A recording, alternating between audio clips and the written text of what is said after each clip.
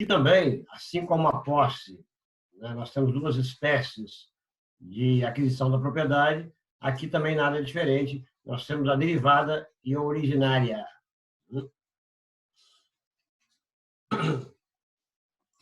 Na transmissão derivada, ocorre uma intermediação subjetiva entre sujeitos, né? E ela ocorre através do registro, da tradição, da sucessão, etc. Né? E o que ocorre com a transmissão derivada é que, havendo algum ônus, algum gravame, algum problema na propriedade, obviamente que ela vai transmitir com... o Gabriel Guimarães, bom dia, seja bem-vindo. Okay. Ela também transmite com os mesmos vícios eventuais que possam acarretar na propriedade. E já a originária não, nasce um direito de propriedade novo, né? E isso ocorre com a uso do capião e a cessão. Então, basicamente, serão os três institutos que a gente vai estudar. O registro, que é a derivada, a uso do capião e a cessão como aquisições originárias, né? Então, o que a gente vai estudar? Lembre-se da palavra RUA, R-U-A. Registro, uso do capião e a cessão. Essa sigla é do Nelson Roosevelt, ele gosta de fazer algumas associações. Bem, então, professor, são as únicas aquisições de propriedade que existem no ordenamento jurídico? Não, existem mais. Essas aqui é que estabelecem especificamente no estudo da propriedade, né? Mas, por exemplo, né, se João é pobre e casa com Maria, que é rica, se for pelo regime da comunhão universal de bens, acabamos de ter aí uma comunicação dos bens presentes. Obviamente que isso também é uma forma de aquisição da propriedade, né? Outro exemplo, que a gente não vai estudar aqui, vocês vão estudar nas sucessões, é o princípio da Saizine. Não sei se vocês já ouviram, né? Acho que eu já comentei, mas o princípio da Saizine, lá no artigo 1784, que trata da abertura da sucessão, né? Aberta a sucessão, a herança transmite desde logo aos herdeiros legítimos e testamentários, né? Também é uma forma de aquisição da propriedade, né? A posse e a propriedade é transmitida automaticamente na ocasião da abertura da sucessão, que ocorre com a morte. Mas aqui, o nosso estudo, então, vai se limitar a RUA, registro, uso capião e cessão. Okay?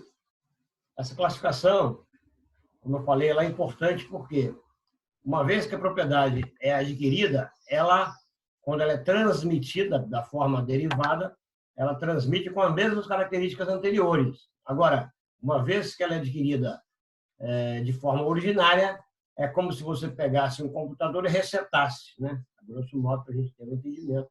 Ela começa do zero, começa sem nenhum vício, sem eventual vício ou gravame, né? E até um exemplo aí, imóvel usucapido, o proprietário não é responsável nem mesmo pelos tributos que onerava o imóvel anteriormente, né? Agora, na derivada, não, ocorre o contrário, né? Por exemplo, uma compra e venda, ele responde pelos tributos anteriores, né? Assim também como qualquer eventual gravame, vício, enfim. A propriedade se transmite da forma que se encontra. Bom, a gente vai estudar aqui as principais formas de aquisição da propriedade no direito brasileiro, né? Por que as principais? Conforme eu já falei, eu dei exemplos que em outros livros do Código existem outras formas de aquisição da propriedade, dei 2 exemplos, e aqui a gente vai se limitar a essa forma originária, né? Que a originária nós temos uso capião e a cessão, onde, lembrando, não há qualquer transferência subjetiva, né? Onde a propriedade nasce novinha, zerada, livre e desembaraçada. Okay?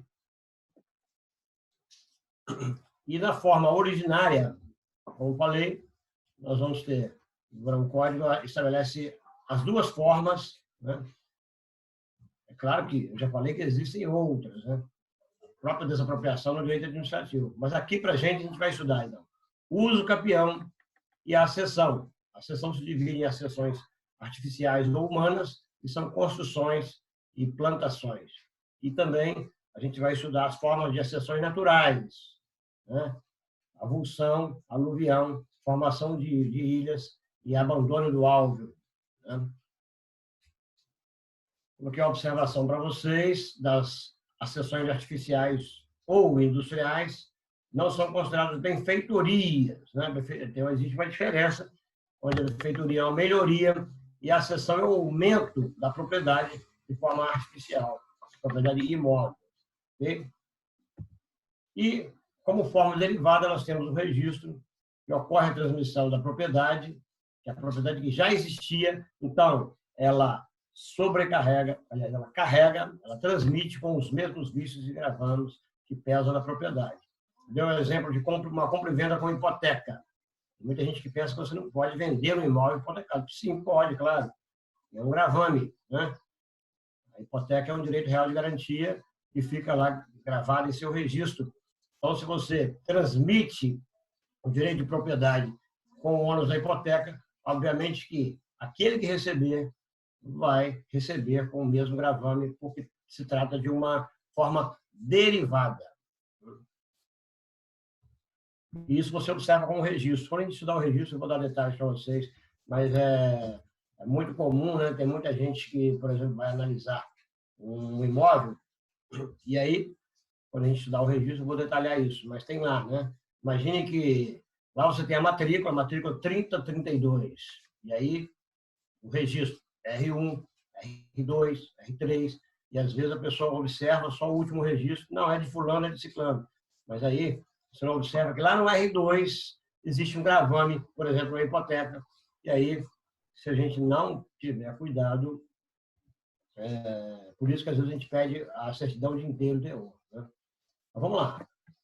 Acompanhando, então, a gente vai começar com a letra A, eu vou chamar de A1, a uso capião, que é a primeira forma que vai ser objeto do nosso estudo, a primeira forma de aquisição da propriedade imóvel. Depois a gente vai ver também que quando estudar a aquisição da propriedade imóvel, também nós temos uso capião de coisa móvel, mas vai ser objeto do nosso estudo daqui a uns dias. Então, começando com o uso capião, o conceito, eu não sei se eu já falei para vocês, mas a expressão correta é a uso capião, é uma expressão em latim, que ela é em feminino, apesar de a gente falar muito o uso capião, mas quando você fala o uso capião, você está se tratando do instituto. Né? Quando você fala da a uso capião, que é a forma correta, ela é uma forma que deriva do feminino. Então, a uso capião é modo originário de aquisição da propriedade, mediante o exercício da posse pacífica e contínua durante certo período de tempo previsto em lei. O conceito de Pablo Stouza, né? Então, o uso capião é uma aquisição da propriedade que ocorre com o tempo, né? Daqui a pouco a gente vai falar dos requisitos. E, por ser originária, o uso capiente recebe a coisa livre, desembaraçada. Por isso que a natureza da decisão que concede ao uso capião ela é declaratória. Isso é importante a gente ir compreender. Né? A sentença declaratória declara que a propriedade já foi adquirida no momento que houve a prescrição aquisitiva. Vou dar um exemplo. Imagine que você, né, completa uma uso capião que você adquire o imóvel com 10 anos, por exemplo. Né? Então, você completou o imóvel, completou o período no dia 1º de janeiro de 2020. Você já é proprietário. O Código estabelece essa regra. Quando a gente lê os artigos das espécies de uso capião, a gente vai observar que adquire a propriedade quem permanecer por 10 anos. Nela permanecer por 10 anos dentro dos requisitos que a gente vai estudar. Então, o que acontece? Se você não ingressar com a ação de uso capião, né, não tem problema nenhum, você não deixa de ser proprietário. Aí imagine que você só vai entrar com a ação de uso capião daqui a 2 anos. Lá, daqui a 2 anos, a sentença vai ser declaratória, porque vai declarar com efeito ex-tunc a 1º de janeiro de 2020, onde você completou a prescrição aquisitiva. Por isso que ela é sentença declaratória. Bom, é interessante a gente observar as regras da prescrição, né? Porque a prescrição, existem duas formas de prescrição, a prescrição aquisitiva e a extintiva. A prescrição extintiva constitui a regra geral do nosso código, do nosso ordenamento, né? E abrange toda a esfera de direito. Agora, já a prescrição aquisitiva, a gente só vai verificar aqui nos direitos reais, atinge apenas, né, abrangendo apenas móveis e imóveis, aqui nos direitos reais. Né?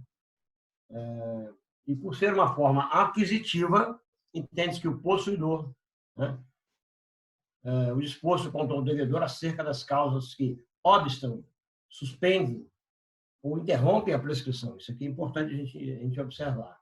Porque lá nos artigos 197, 198, 199, nós encontramos as causas que obstam, suspendem ou interrompem a prescrição.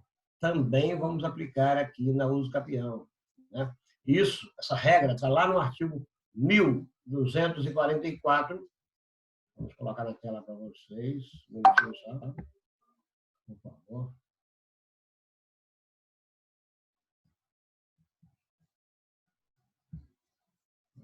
O Código Civil.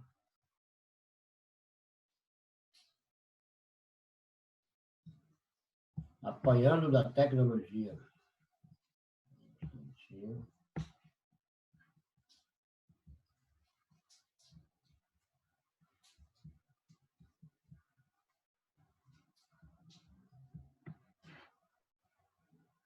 Um minutinho só, pessoal.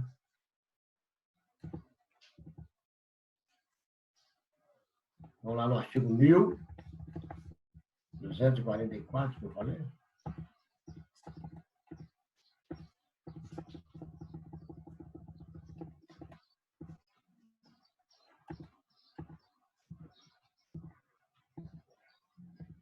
Só mais um segundo. Artigo 1244 na tela, acompanhando, por favor. É uma regra importantíssima que muita gente pode esquecer sobre a uso capião. Então, estende-se ao possuidor o disposto contra o devedor acerca das causas que obstam, suspendem ou interrompem a prescrição, as quais também se aplicam ao uso capião. Agora a gente tem que ir lá para as causas que obstam, suspendem ou interrompem a prescrição. Eu dei uns exemplos aí na nossa apresentação. A gente não precisa também ler todas as causas, mas eu coloquei aqui coloquei na tela para a gente entender melhor isso. Né? Continuando, então. Então, o artigo 1244 manda aplicar as mesmas regras, exatamente por ser uma forma de prescrição.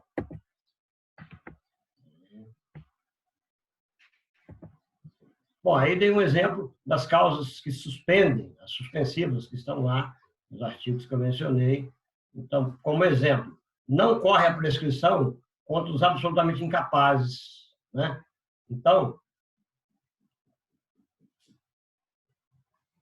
vamos lá para o artigo que menciona isso, é o 197 ou 198. Um instante só, por favor. Acompanhem no código, porque isso é importante, antes de estudar os requisitos da uso capião.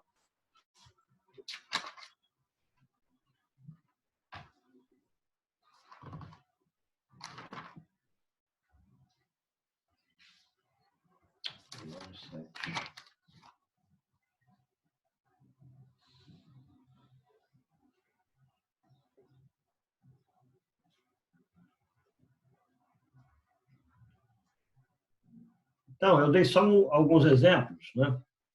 E, por exemplo, essa regra não corre a prescrição contra os absolutamente incapazes.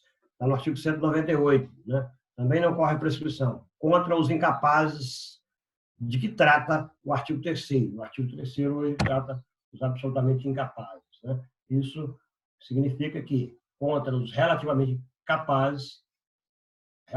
incapazes, corre normalmente. Okay?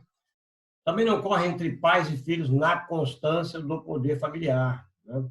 Quer dizer, se eu perguntar, corre a prescrição entre pais e filhos? Sim, somente não corre na constância do poder familiar. Também não corre contra o brasileiro que estiver no estrangeiro a serviço público e entre cônjuges e companheiros na constância do casamento. Aí, agora, hoje, né, existe uma exceção a essa regra, que a gente vai estudar sobre isso, é lá no artigo 1248A, 1240A, perdão, onde trata da uso capião familiar, ou abandono do lar. Aliás, é o uso capião com menos tempo que existe em nosso ordenamento. Até mesmo lá, o uso capião móvel, ela que é em 3 anos, essa daqui supera. Então, a gente vai tratar isso quando a gente falar das espécies de uso capião familiar, que ocorre em 2 anos após o abandono do lar. A gente vai ver isso com mais detalhes, ok? Bom, então é importante a gente entender isso. Todas as causas que obstam, suspendem ou interrompem a prescrição também a gente vai aplicar na uso capião. Eu vou até, de repente, passar depois um exercício para vocês trabalharem essas causas que obstam, que suspendem. Porque, olha o artigo 196, por exemplo. A prescrição iniciada contra uma pessoa continua a ocorrer contra o seu sucessor. Então, é o caso da successio possessionis. Então, isso é interessante. Eu vou passar um problema para a gente trabalhar esse raciocínio e vocês vão aplicando as regras da prescrição, analisando um caso de uso capião. Certo? Vocês me cobram se eu esquecer, mas eu vou passar um exercício para vocês trabalharem essa situação aí das causas, mesmas causas que se aplicam ao uso capião, referente à prescrição.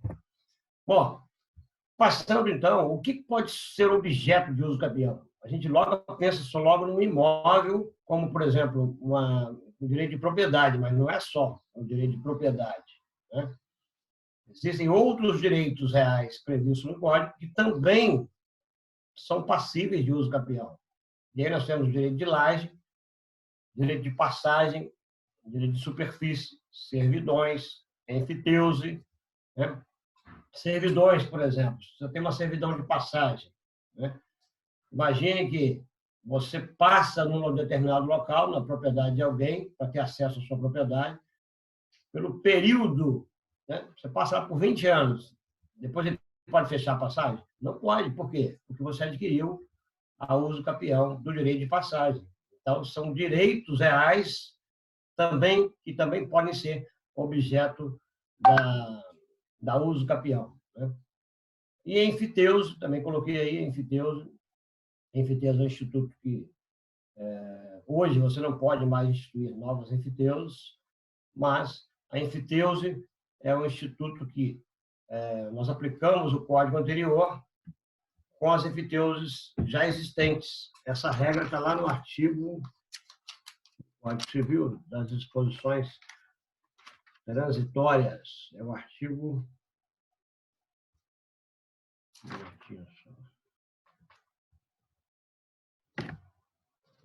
Um minutinho só.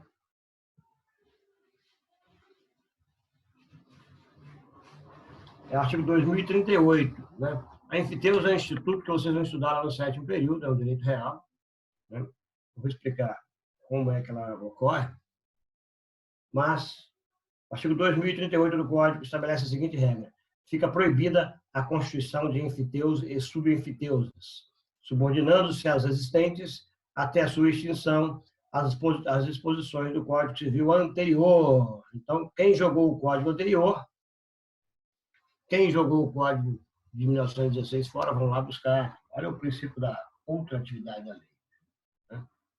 Como é que é a enfiteuse? A enfiteuse é um instituto que é como se pegasse o domínio e dividisse o domínio. E aí, né, o domínio útil fica na mão do enfiteuta, e o domínio direto ainda continua na propriedade do proprietário, como nu proprietário. Ele fica com a propriedade nu despida dos atributos que passam a ser utilizados por esse enfiteuta. É também chamado de aforamento, porque você paga um foro anual. É mais ou menos como se fosse um arrendamento perpétuo, né? Isso é oriundo do direito romano, onde, por exemplo, eles tinham a extensão de terras era muito grande e eles não tinham, né, o direito de propriedade era sinônimo de muito poder, e eles não queriam vender, eles não davam conta para cultivar a terra, então criaram um instituto como se fosse um arrendamento perpétuo, que é a enfiteuse, né? Então, o enfiteuta, que é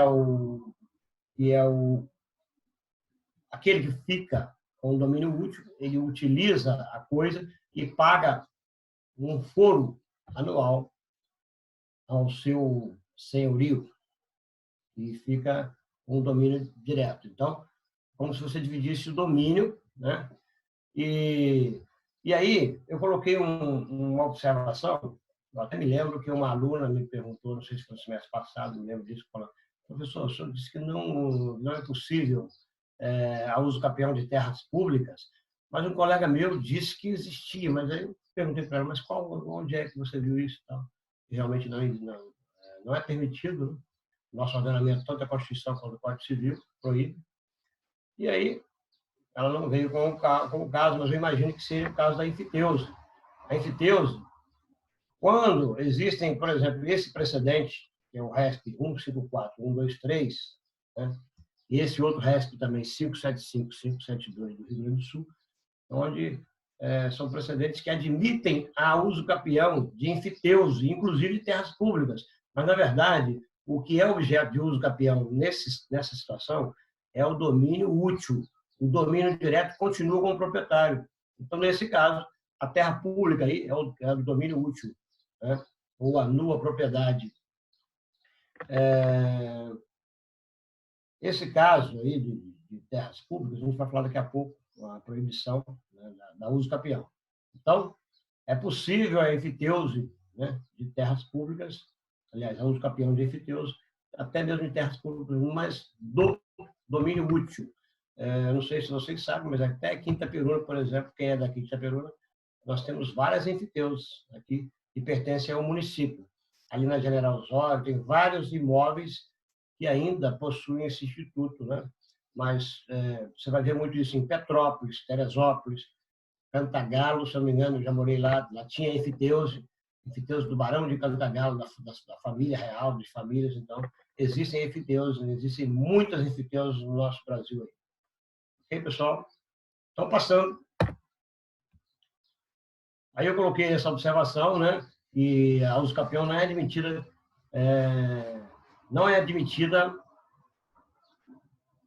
de qualquer bem público, né? E essa proibição está no Código, né? O artigo, lá quando vocês estudaram a divisão dos bens, né? Quando vocês estudaram os bens, artigo 100, 97, espera aí um minutinho só, vamos lá. Hoje eu estou meio lento aqui para achar o artigo, né? Mas lá na classificação dos bens, quando vocês estudaram a classificação dos bens públicos, está no artigo 98 e 99, o artigo 99 estabelece que são bens públicos o de uso comum do povo, né? Aí, tais como, dá exemplo, rios, mares, estradas, ruas e praças. Aliás, eu não sei por que colocaram mares aí, porque o Brasil não é banhado por nenhum mar. Mas, enfim, está aí, no inciso 1. Então, os bens públicos se subdividem de uso comum do povo. No inciso 2, os de uso especial, que são os prédios, né, que servem para a administração pública. E o inciso 3 são os bens dominicais, aqueles que não são afetados pela utilidade pública. Então, a grande polêmica era: será que os bens dominicais eles são passíveis da uso capião? Bom, por quê? Porque se eles não são afetados, né, eles são alienáveis. Por quê? Inalienáveis estão apenas inseridos no inciso 1 e 2. No inciso 3, eles não são inalienáveis. Eles podem ser alienados, eles podem ser vendidos, por exemplo, com autorização legal, né? E aí, essa polêmica. Mas é o artigo 102 do Código, ele traz essa regra, e os bens públicos não estão sujeitos ao uso capião. Essa regra também você vai achar no parágrafo 3º do artigo 183 da Constituição Federal e no parágrafo único do artigo 191, que também é replicado, e na súmula 340, né? Os bens dominicais ou dominiciais, né? Como os demais bens públicos, não podem ser usucapidos pela uso capião. Isso significa que ele está afirmando aqui que eles são imprescritíveis, né? Então, os bens dominicais, apesar de ser alienáveis, eles continuam sendo imprescritíveis, como qualquer bem público, então não pode sofrer abuso capião. Okay? Tirar isso daqui.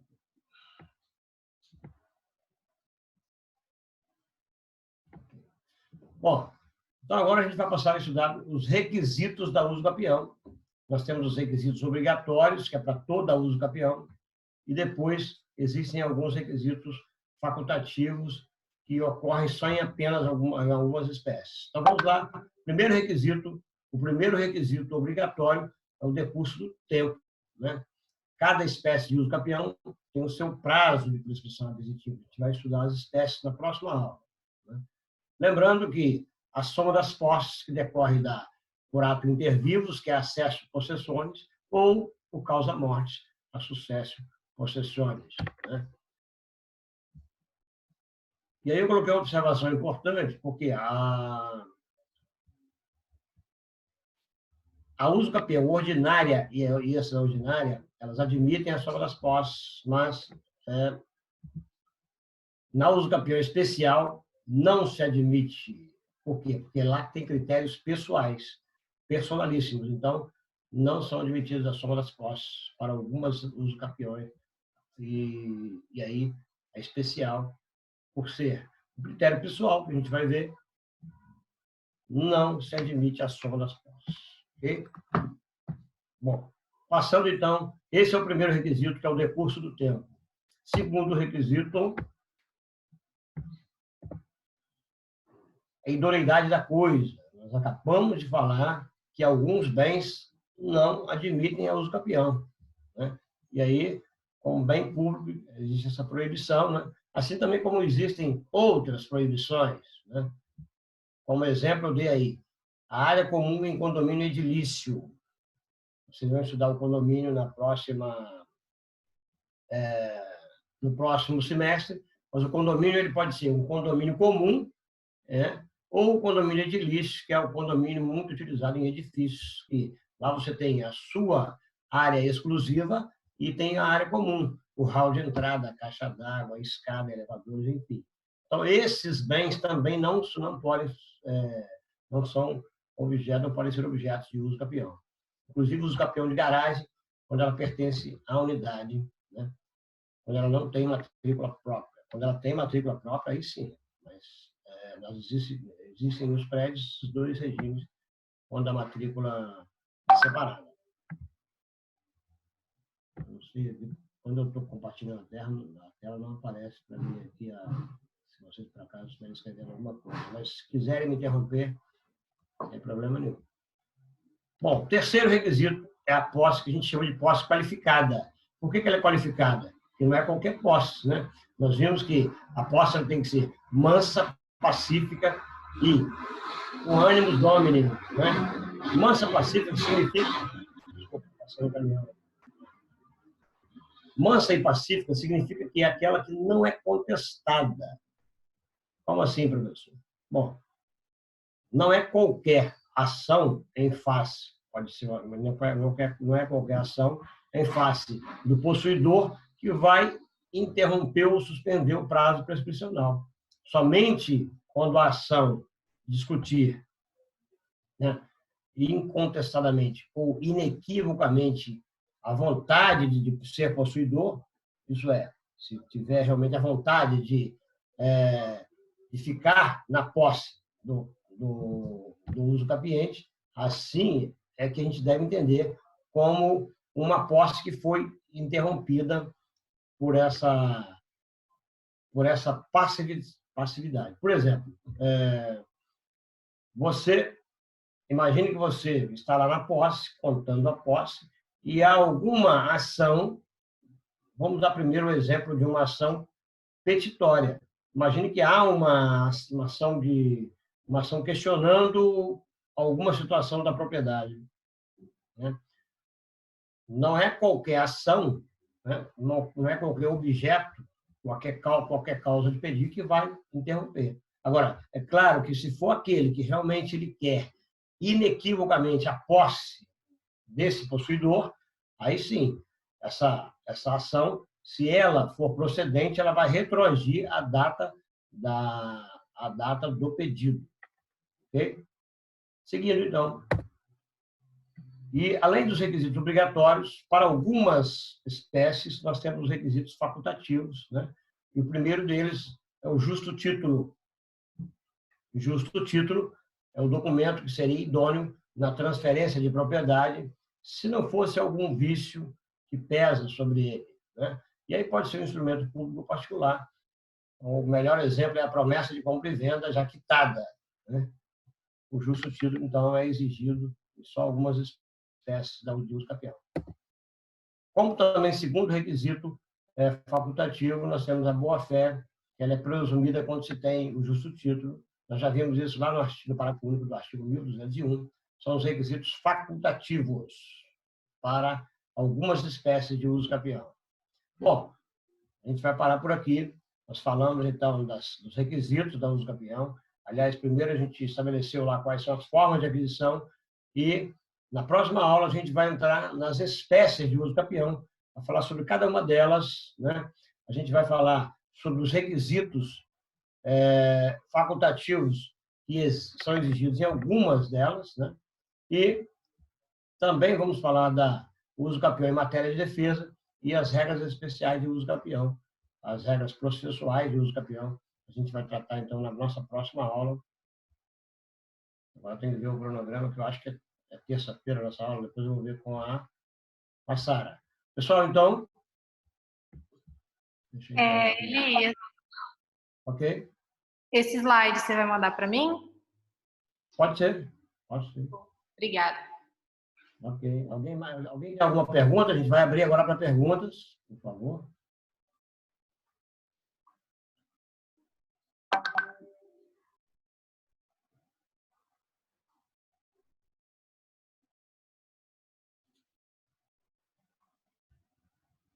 Ninguém tem perguntas?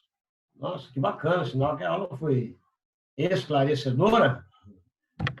Pois é, eu vou lembrar de passar um exercício também, Sara, para a gente trabalhar essas condições da uso capião, onde ela se correlaciona com a prescrição, na regra geral da prescrição.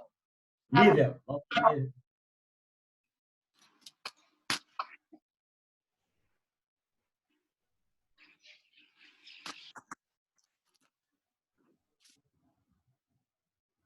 Gente, agora não sei. A Lívia e a Sara escreveram alguma coisa aí, agora não sei quem é que vai... Não, não é nada demais, não. Ela só queria saber do slide mesmo. Tudo certo. Ok, então, pessoal, beleza? Então, a gente se encontra eu acho que na própria terça, que a gente teve 2 aulas, pelo fato de, na semana passada, a gente não ter conseguido se encontrar, né? Mas a gente, então, na próxima aula, eu vou dar um exercício para vocês resolverem, a gente discutir na próxima aula, e, além disso, a gente vai prosseguir o nosso plano e falar sobre as espécies de uso capião. Ok, pessoal? Show. Um bom final de semana para vocês.